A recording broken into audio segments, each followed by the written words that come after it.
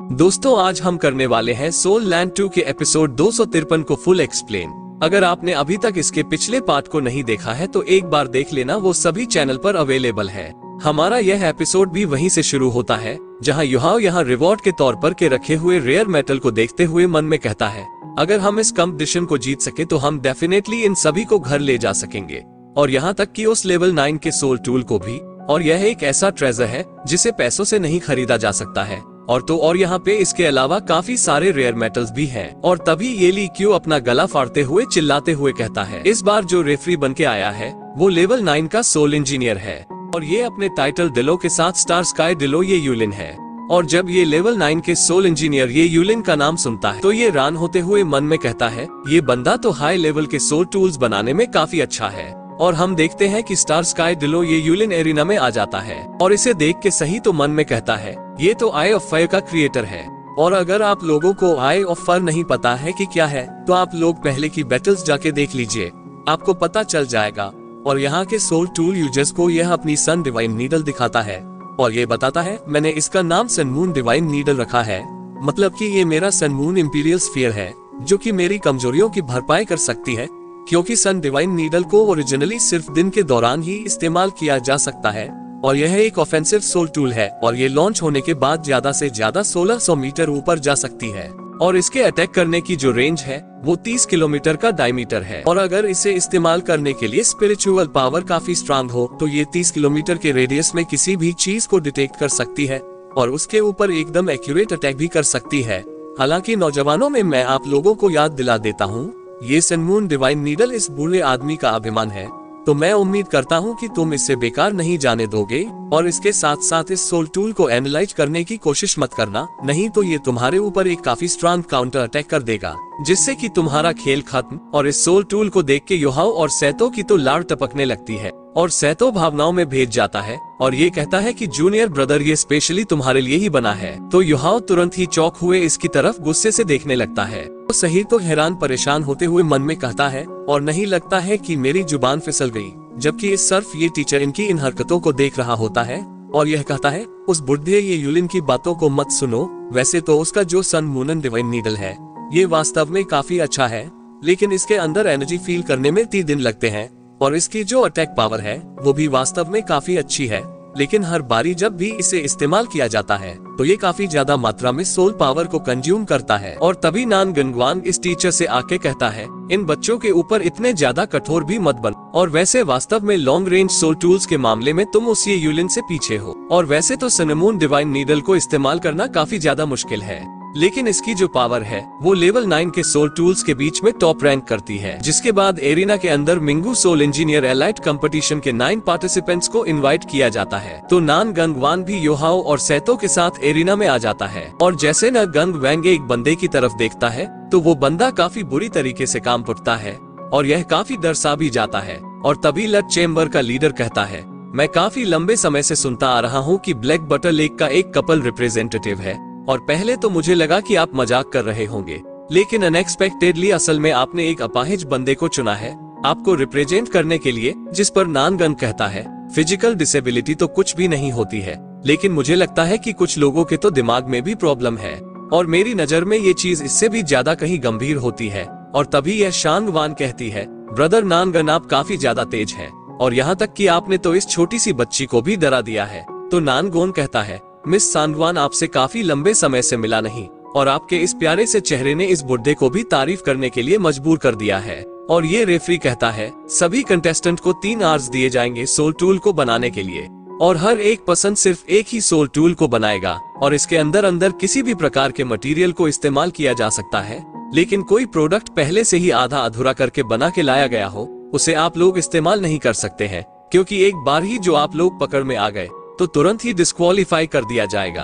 और मैं आप लोगों को एक बार और याद दिला देता हूँ कि इन 3 घंटों के बाद आपको आराम करने के लिए बिल्कुल भी टाइम नहीं दिया जाएगा, जिसके बाद इनके बीच की ये बैटल शुरू कर दी जाती है। और ये सभी ही अपने अपने सोल टूल वेपन के लिए कोर बना रहे होते हैं, जबकि इस तरफ ये पार्ट्स बना रहा होता है। और इस चीज को देख के सभी लोग काफी ज्यादा हैरान होते हैं और ये मन में कहते हैं, ये बच्चा तो काफी अजीब है, अभी इसके पास पूरी पावर है तो ये कोर एरो को बनाने की बजाय अपने सोल टूल के लिए सिर्फ उसके पार्ट्स को ही बना रहा है।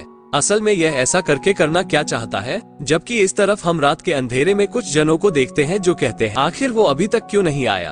तो ये जुई चैन कहता है चिंता मत करो, जबकि डोंगर सोचती है कि आज पहली बार है जब वो अपनी एबिलिटी को इस्तेमाल करने वाला है और वो चारों तरफ से ताकतवर दुश्मनों से घिरा हुआ है और अगर कुछ भी गलत हो जाता है तो उसकी जिंदगी खतरे में पड़ जाएगी। लेकिन इस पॉइंट पे अब इस चीज को कहने के लिए काफी देर हो चुकी है, इसलिए अब सब कुछ प्लेन के अनुसार ही होगा। और तभी हम जू सांसी को देखते हैं जो कहता है कि सारा पैसा इस कार्ड के अंदर है, चाहो तो आप लोग इसे चेक कर सकते हैं। और आखिर मेरा सामान कहाँ है। हम देखते हैं कि प्लान के अनुसार जू सांसी और यहाँ पे अपने सामान को लेने के लिए आए होते हैं और यह इन लोगों को अपना पैसा दिखा के सामान मांगने की बात करता है। तो ये बंदा कहता है ओह तो तुम्हें सामान चाहिए, जिस पर जू सांसी हामी भर देता है, जिसके बाद शायद से ये किसी से मिलने के लिए जाते हैं। और फिर हमें जूतिया रन के साइड का सीन दिखाया जाता है जहाँ पे जूती आरन और चेंगजी साथ में ही होते हैं और जूती आरन पूछता है जूजी क्या तुम सोल इंजीनियर कंपटीशन जाना चाहोगी, और तुम भी तो एक सोल इंजीनियर हो तो तुम भी पक्का काफी ज्यादा इंटरेस्टेड होगी। जिस पर जूजी कहती है योर हाइनेस ये बिल्कुल भी अच्छी बात नहीं है और क्या पता जब आप वहाँ पे जाएं तो आपकी आइडेंटिटी सभी को पता चल जाए। जिस पर जूती अरुण कहता है ऐसा कुछ भी नहीं होगा जब तक तुम इसे रिवील नहीं करती हो। और आज रात इस कंपटीशन के रिजल्ट्स मिलने वाले हैं और यहाँ तक कि अगर रेयर मेटल स्मगलरों के अंदर भी आता है तब भी इसका इंटरेस्ट जो होगा वो इम्पीरियल फैमिली के हाथ में होगा। और वैसे भी वो मैं नहीं हूँ जो कि गेम देखने जाएगा, बल्कि तुम जाओगी। और क्या तुम्हें इस बात की चिंता है जो मैं होली स्पिरिट कल्ट के साथ कोऑपरेट कर रहा हूँ।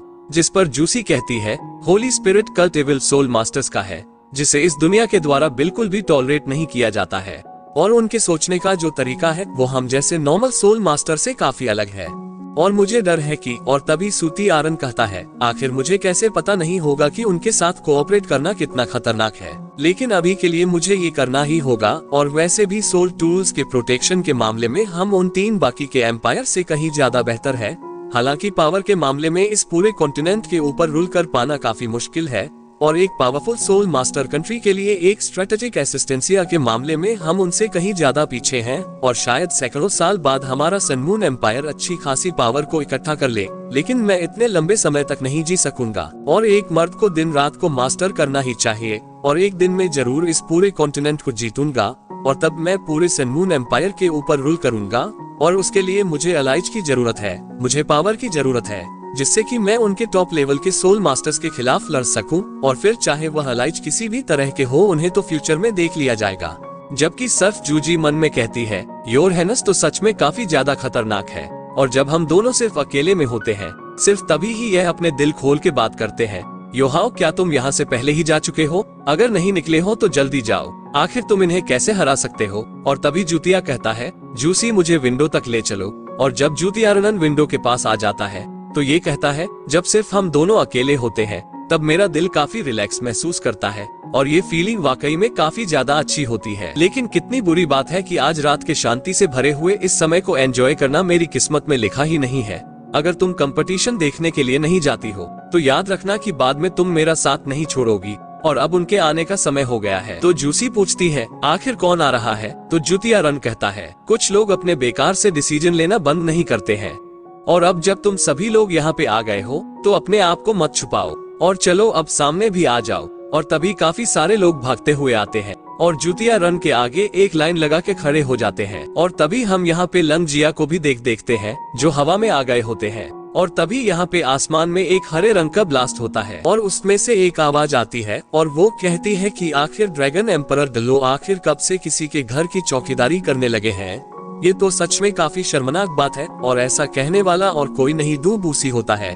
और दू बूसी को यहाँ पे देख के लंग सियाओ कहते हैं तुम्हारे भाई को काफी बुरी तरीके से मयन के द्वारा पहले इंजेक्ट कर दिया गया था, सॉरी गलती हो गई, मार दिया गया था और आज तुम भी यहाँ पे आ गए। और अब जब तुम्हारा अपने परिवार के वंश को खत्म करने का इरादा है तो फिर बेशक मैं तुम्हारी इस इच्छा को पूरा करूंगा। जिस पर दू बूसी कहता है लंग जियाओ यहाँ पे अभी तुम्हें पुरानी बातें करने की कोई भी जरूरत नहीं है और अगर मुझे अभी अच्छे से याद है तो तुम नदाव एम्पायर से होना और न सिर्फ तुमने अपनी इज्जत घटा ली है होली स्पिरिट कल्ट को ज्वाइन करके, बल्कि यहाँ तक कि तुम तो सन मून एम्पायर के पालतू कुत्ते भी बन गए हो।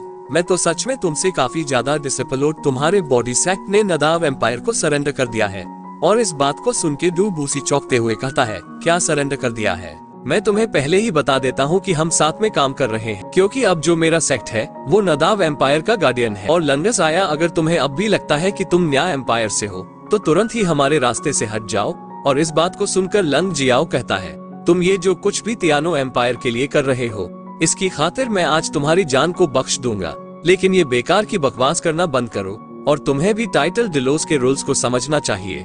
और चलो फाइट को शुरू करते हैं। और रही बात जवा से की, तो तुम भी बाहर आ जाओ, क्योंकि आज यह ओल्ड मैन तुम दोनों का साथ में ही सामना करेगा। और लंग जिया के इतना कहते ही हम आसमान के अंदर काफी तेज रोशनी देखते हैं और बादलों को चीरते हुए हमारे हीरो जवान लव भी यहाँ पे आ जाते हैं। और शैन के यहाँ पे आते ही दुबूसी कहता है, जंजी हमें लंग जियाओ के साथ और ज्यादा पोलाइट रहने की जरूरत नहीं है। और माना कि यह हमसे बड़ा है, लेकिन वर्तमान में यह निकम्मा है।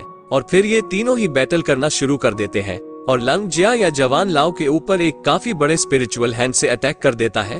तो शैन अपनी काफी ज्यादा एनर्जी को रिलीज करके इस हैंड को डिस्ट्रॉय कर देते हैं। और फिर क्या था, दुबू सभी इनसे लड़ने लग जाता है। और जब इन सभी के ही आपस में क्लैश हो रहे होते हैं, तब आसमान के अंदर काफी खतरनाक शॉक वेव्स जनरेट हो रही होती है। और इस बारे में योहाओ को भी पता चल गया होता है। और हम देखते हैं कि योहाओ अभी स्पिरिचुअल फॉर्म में होता है और ये वाकई में काफी छोटा सा क्यूट सा लग रहा होता है। और योहाओ के इस रूप को देख के डोंगर कहती है, तुम तो वाकई में ऐसे काफी फनी लग रहे हो। जबकि इस तरफ योहाओ काफी तेजी से आगे बढ़ते हुए कहता है, जल्दी करो क्योंकि ये जो प्रेशर रिलीज हो रहा है, इससे ऐसा देखता है कि सनम ने एम्पायर ने अटैक करना शुरू कर दिया। और हम कितनी दूर जा सकते हैं, ये चीज सिर्फ इस आधे घंटे पे ही निर्भर करती है। जिसके बाद हम देखते हैं कि योहाओ की गैंग एक जगह पे आ गई होती है। और यहाँ पे योहाओ कहता है, ब्रदर जुई जन और सिस्टर जियान आप दोनों बस यहीं पे रुकेंगे, क्योंकि अगर कोई स्ट्रांग एनिमी यहाँ पे आ जाता है तो तुरंत ही आप बाहर निकल के होटल लौट जाना और वहाँ पे पहुँच के हमें एक सिग्नल भेज देना और हमारे बारे में ज्यादा चिंता मत करना। और रही बात ब्रदर सांसी और सिस्टर नान की, तो वो हमें रास्ते में मिल जाएंगी। और सीओ डोंगर किया, तुम तीनों ही मेरे साथ इस रास्ते चलो।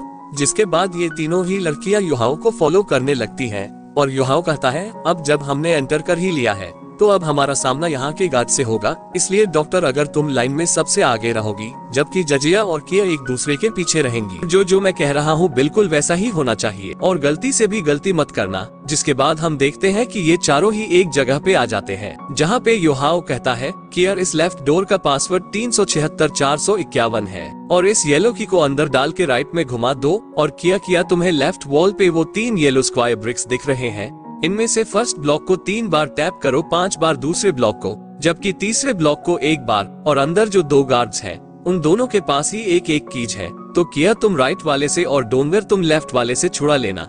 जैसे ही गेट खुलता है तो ये दोनों ही लड़कियां इन दोनों गार्ड्स के ऊपर अटैक करके इनसे इनकी कीज को छुड़ा लेती है। और इसी के साथ हमारा एपिसोड यहीं पर एंड हो जाता है। यदि अगर आप लोगों को वीडियो थोड़ा सा भी अच्छा लगा हो तो प्लीज वीडियो को लाइक करके चैनल को सब्सक्राइब